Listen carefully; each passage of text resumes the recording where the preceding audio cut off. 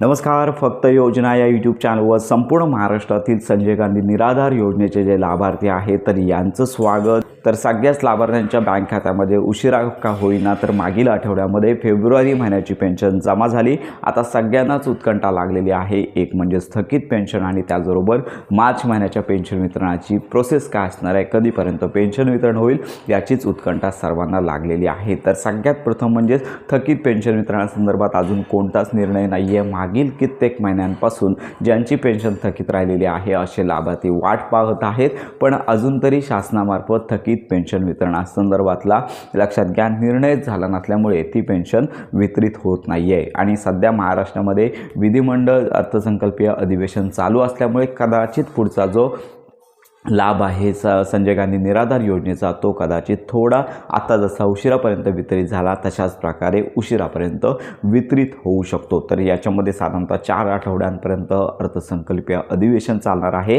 त्यामुळे शासकीय मान्यता GR न येता मागे तुम्हाला 3 महिन्यांमध्ये माहिती आहे कोणत्याही प्रकारचा शासकीय मान्यता देणारा GR न येता संजय गांधी निराधार योजनेचा लाभ आहे तो वितरित झाला.